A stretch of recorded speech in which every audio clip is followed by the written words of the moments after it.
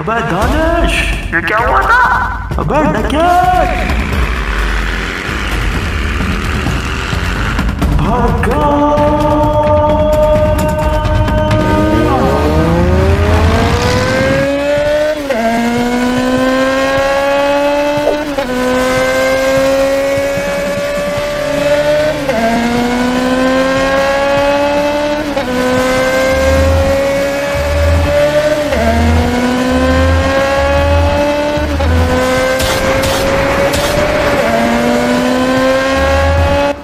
अबे रश में घुसा दानिश।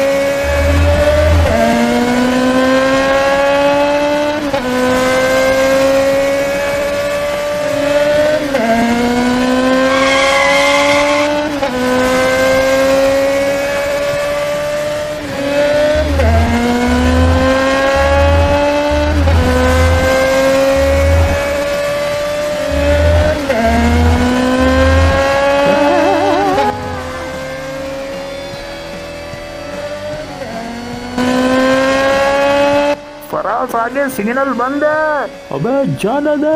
अबे मरवाएगा तू सबको। अबे किस्मत में जो होगा देखा जाएगा, तू जाने दे।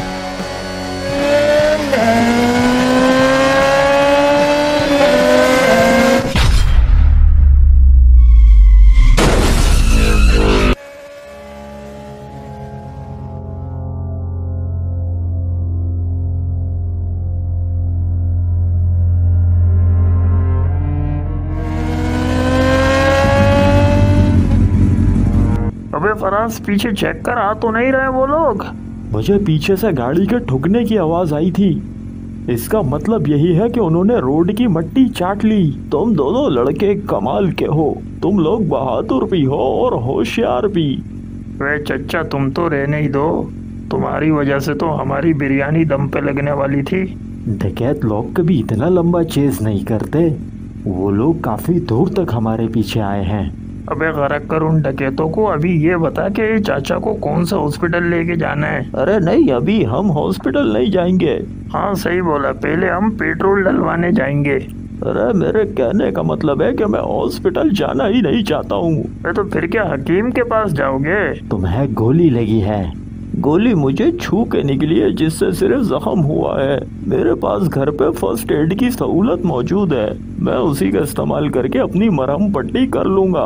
अगर हम हॉस्पिटल जाएंगे तो ये पुलिस केस बन जाएगा। बिला वजह तुम दोनों भी फालतू की मुसीबत में फंसोगे। बात तो बिल्कुल ठीक बोली है चाचा ने।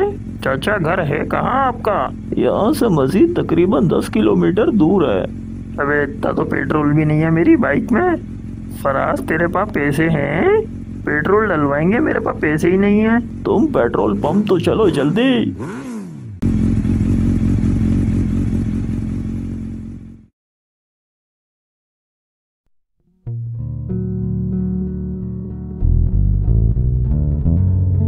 हाँ भाई, कितने का डाल दूं? 300 रुपए का डाल दो। 1 मिनट रुको, टंकी फुल कर दो। अरे हम डलवा लेंगे। अरे कोई बात नहीं, तुम्हारे लिए इतना तो कर ही सकता हूँ मैं। जैसा आपका ऑर्डर सर। जिंदगी में पहली दफा मेरी बाइक की टंकी फुल होगी। वे ढक्कन तो खोल। हाँ खोल रहा हूँ भाई, ऊपर करके डाल। ये बेफिक्र हो जाओ, हमारे पंप पे डंडी नहीं लगती। सारे पंप वाले ऐसे ही कहते हैं, तू ऊपर करके डाल। ये चाचा का खून क्यों निकल रहा है? चाचा का फड्डा हो गया था। फड्डा किससे हो गया? चाची से। सही धो दिया चाची ने। अरे भाई जल्दी डाल देना पेट्रोल। जी जी सर, बस हो गया।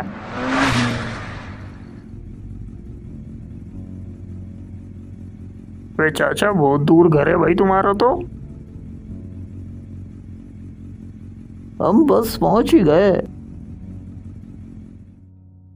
यही घर है आपका? हाँ यही घर है। अजीब भयानक टाइप की जगह है भाई। वाह, कौन हो तुम लोग? उड़ा दूंगा साला। बताओ कौन हो तुम लोग? अबे उल्लू के पट्टो, आंखें खोल के देखो, तुम्हारा बाप है। अबे ये तो बॉस है। अरे बॉस, तुम तो कार में गए थे, ये किन के साथ वापस आ रहे हो? सारे सवाल यही करेगा तू मेरे से? जी जी बॉस, आइए अंदर आ जाइए। बाइक अंदर ले चलो।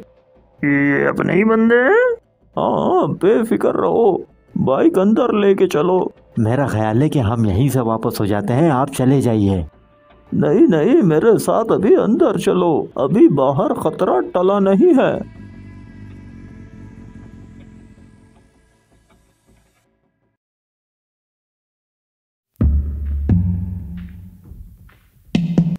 वे फराज घर वाले इंतजार कर रहे होंगे। बस इससे इजाजत लेके निकलते हैं।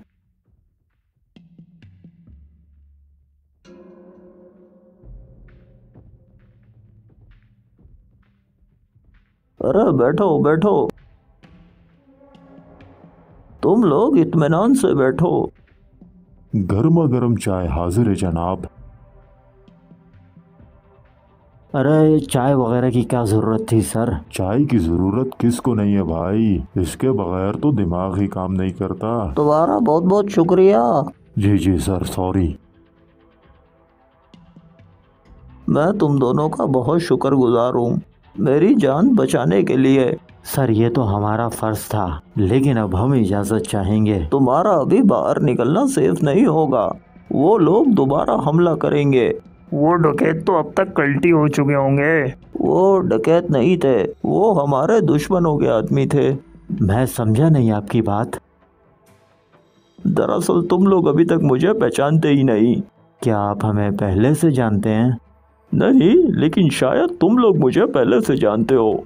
माजरत, हम वाकई आपको नहीं पहचाने। वैसे मेरा असल नाम तो कोई नहीं जानता, लेकिन लोग मुझे ब्लडी शार्क के नाम से जरूर जानते हैं। Bloody shark?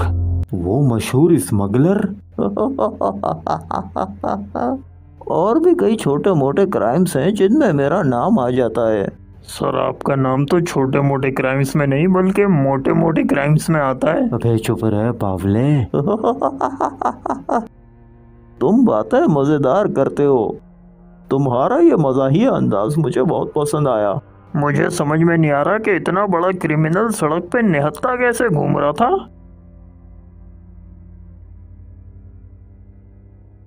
जब अपने ही गद्दार निकल आते हैं ना, तो बड़े से बड़ा शाना और शातिर किस्म का इंसान भी सड़क पे आ जाता है।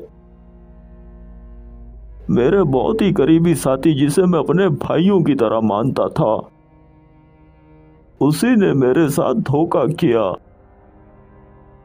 एक पार्टी के साथ हमारी बहुत बड़ी डील चल रही थी, और वही डील फिक्स करने के लिए उसने एक मीटिंग अरेंज की। ऐसी तमाम मीटिंग्स और जगह वो खुद ही डिसाइड करता था, लेकिन उस मीटिंग के दौरान मुझे पता लगा कि सौदा किसी माल का नहीं बल्कि मेरी जान का हुआ था। अच्छी बात यह थी कि मेरे साथ मेरे कुछ पर्सनल बॉडीगार्ड्स भी थे, जिन्होंने मुझे भरपूर डिफेंड किया और वहां से भागने में मेरी मदद की। हमने भी उनके काफी बंदे लिटा दिए, लेकिन अफसोस मेरे बॉडीगार्ड्स मारे गए और फिर किस्मत मुझ पे मेहरबान हुई और तुम लोग मुझे टक्कर गए। सर आपकी कहानी तो वाकई बहुत खतरनाक है। अपनी कहानी तो मैंने आज तक अपने बाप को भी नहीं सुनाई है। ये सारी बातें मैं तुम लोगों को यूं ही नहीं बता रहा हूँ, ये सब कुछ तुम्हें बताने के पीछे मेरा एक मकसद है। कैसा मकसद? तुम दोनों लड़के बहुत बहादुर और ज़हीन हो, और फिर ये कि तुमने मेरी जान बचा के मुझ पर एक बड़ा एहसान किया है। सर पैकेट हमारे मेहमानों के हवाले कर दो। ये लीजिए सर।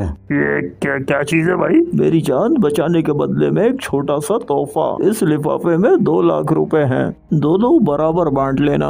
2 लाख रुपए? यकीन करो, जो काम तुमने किया है उसके बदले ये कीमत कुछ भी नहीं है। मैं तो तुम्हें इससे भी ज्यादा कुछ देना चाहता हूँ। मैं तुम दोनों बहादुर नौजवानों को अपने गैंग में शामिल करना चाहता हूँ। तुम दोनों बेपनाह ताकत और पैसा कमा सकते हो। अगर तुम लोग सोचने के लिए थोड़ा वक्त लेना चाहो तो ले सकते हो।